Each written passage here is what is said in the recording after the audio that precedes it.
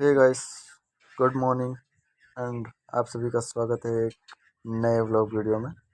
आज 22 सितंबर है और नौरता का पहला दिन है और मैं देख रहा हूँ कि अर्ली मॉर्निंग जाग के मेरा दोस्त जो कि बीमार था वो मेरे लिए ब्रेकफास्ट बना रहा है और मैं बहुत भूखा हूँ। कल रात से 12 घंटे ड्यूटी करके मेरा जो भूख थी वो मेरे से सहन नहीं हो रही थी और मैं ये देख रहा हूँ कि अर्ली मॉर्निंग जाग के मेरे लिए ये ब्रेकफास्ट बना रहा है।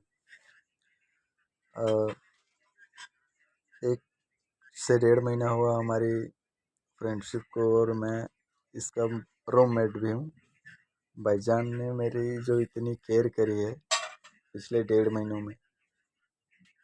दाल बना ली परफेक्ट।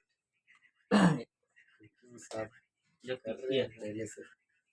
जरा तीखी है। ठीक, कोई ना, मैं तो खा लूंगा वैसे भी। काय करत काय चालू कर ना पंखा मिलते मग हैं व्हिडिओ बनव जो